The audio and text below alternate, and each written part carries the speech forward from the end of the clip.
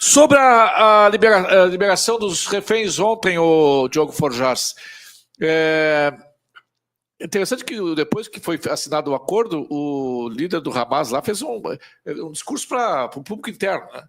Não, porque os heróis de 7 de outubro, não sei o quê, foi muito bem feito, tua mãe não é homem, mas assinaram. E são 6 semanas aí para a liberação de todos os reféns. É uma vitória do Trump antes de assumir, um milagre de São Donaldo, o Diogo Forjás. A gente tem que somar alguns pontos aí. Depois, se der, Júlio, eu queria voltar naquele paralelo com 2013 da economia brasileira. Não sei se vai caber na agenda aí, mas se der, eu queria deixar meus 5 centavos. Voltamos. Com relação a esse caso aí do Oriente Médio, o contexto é outro. Há pouco, o Políbio falava como um país monocraticamente não muda tudo. Ele tem razão. O Trump vem como a cereja do bolo, ele vem consolidar um processo que já estava acontecendo antes do Trump chegar ao poder. O afastamento da Europa do eixo chinês foi antes do Trump chegar ao poder.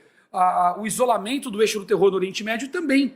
Veja que esse isolamento ocorre não só por parte dos países europeus e com o enfraquecimento das supranacionais, como ONU e companhia, União Europeia, por aí vai, aquele discurso unificado, como pelos próprios países árabes. Aquele esforço da Arábia Saudita de criar um Oriente Médio mais comercial, mais produtivo, uma outra vertente de organização de poder, que não a do terror, que é bilionário, sim, mas depende de eixos internacionais específicos que dão manutenção, de proteção e pressão para ele funcionar, ganhou força. Então, quer dizer, a ação de Israel contra o terror acabou atendendo a interesses dos próprios países árabes, acabou atendendo a interesses estratégicos da Rússia, que vinha se reprojetando não só na região, mas também na África, na região do Sahel e companhia. Então, conectou interesses. O que significa isso? Porque você me perguntou agora. Significa que essa vitória do Trump, inclusive no Oriente Médio, ela também é resultado de um processo que começou antes do Trump e que contava com o Trump. Certamente contava-se já com o Trump para coroar o final desse processo. A queda das agendas ideológicas que sustentavam a conexão entre esses agentes, o Woke, 2030 e companhia, culminaria fatalmente na alternância de poder nos Estados Unidos, como de fato aconteceu, dentre outros fatores. Então, essa liberação de reféns que a gente vê agora, embora pareça com outras negociações do passado, ela está inserida em um contexto completamente diferente das versões anteriores. A gente tem um eixo do terror desarticulado com uma Síria que não tem mais condições de manter as rotas de abastecimento do terror, pelo menos não com a mesma segurança que mantinha no passado, a queda de Bashar al-Assad, a ascensão de um esboço de novo governo com um discurso unificador, com vários grupos segmentados, mantendo a presença da Rússia em território sírio, dificulta muito o abastecimento do Hezbollah e também do Hamas na faixa de Gaza. Então, isso muda a dinâmica do jogo. É nesse contexto que essa negociação acontece. Me parece mais uma tentativa de ganhar tempo, de criar o factoide que Israel é o responsável por manter a guerra, do que qualquer outra coisa. Só que eu não vejo muito espaço para eles conquistarem isso. Acho que a intenção é essa, mas acho que conquistar isso ficou muito mais difícil. Tem um mundo menos receptivo para esse discurso nesse momento. O que eu acho que deve acontecer aí? Nós vamos ter entreveiro na liberação dessas pessoas, como sempre tem. Os terroristas vão descumprir a palavra, como sempre fazem. No fim, Israel tolera essas nuances por causa das pessoas, para manter a unidade em Israel, para manter a unidade que está se formando agora no discurso fora de Israel. E depois a guerra vai continuar. Sim, depois que essas pessoas forem liberadas, Israel não vai parar. Eles estão enfraquecidos no Iêmen, estão enfraquecidos no Líbano, estão enfraquecidos na Síria, o regime ayatollah no Irã está contra a parede, enfrenta problemas internos, que era algo que não se imaginava para muitas pessoas há algum tempo. Então, há um momento de fragilidade grande, há uma conjunção de interesses favorável, e não acredito que Israel vá parar. O que nós estamos vendo aí, esse esboço de trégua e tal, é para salvar as pessoas. E sim, isso é um resultado do Trump, quer dizer, é um processo que já vinha acontecendo desde o ataque terrorista, de exposição dos chineses, a participação dos chineses nesse eixo do terror, a exposição da vertente esquerda europeia nesse eixo do terror, isso já vinha ocorrendo, isso já fortalece esse processo. E aí, quando o Trump chega com o botão na mão, literalmente, né? O meu botão é maior que o seu, lembra? Pois é.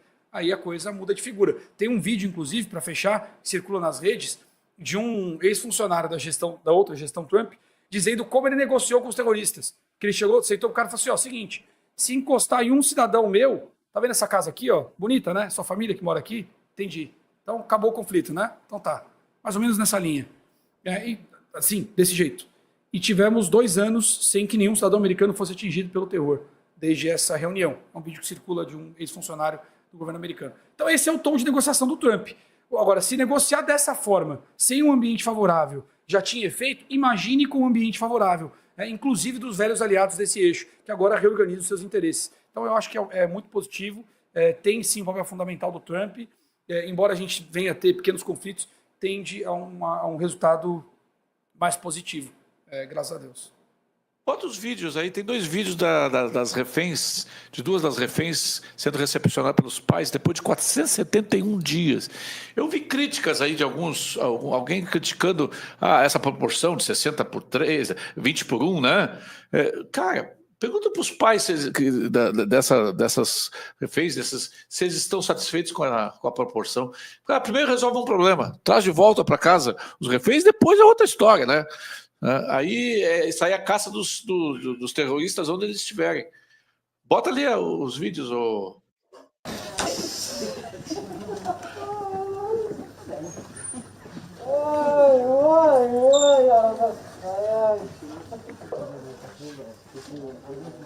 estou abraçar teu filho e tua filha depois de 471 dias na mão de terroristas.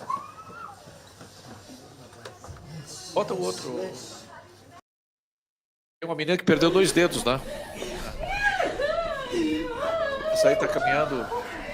Idades.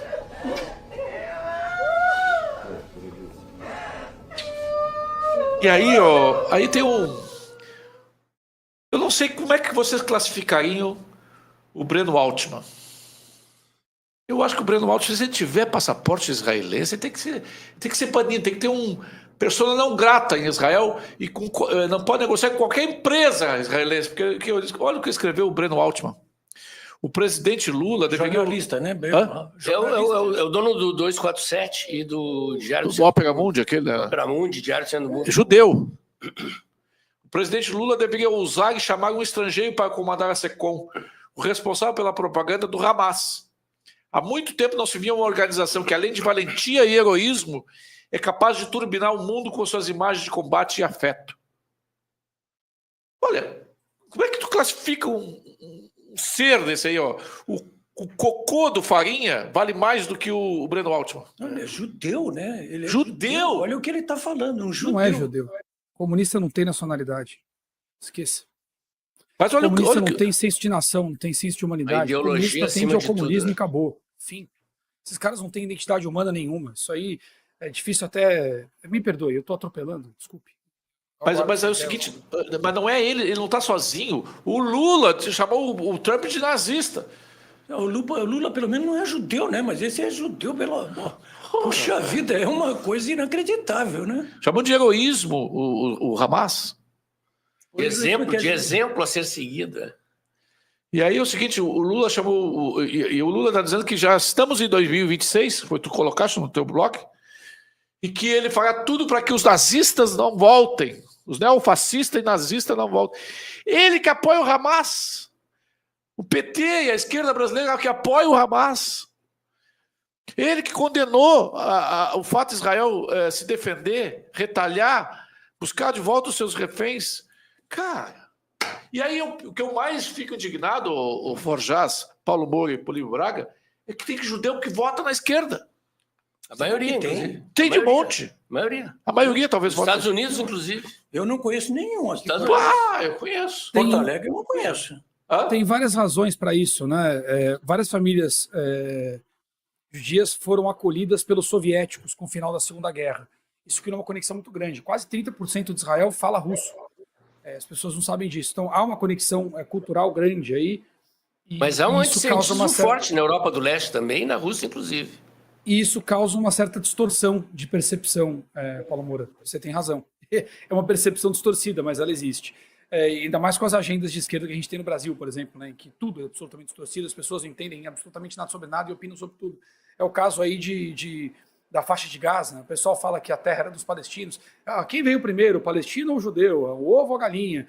Aí se a pessoa der 4 Googles e pesquisar 30 minutos, que é nada, ela já vai descobrir que essa pergunta não faz o menor sentido, né? Os palestinos vêm dos filisteus, que era Filistine, que eram gregos. que sequer eram da região.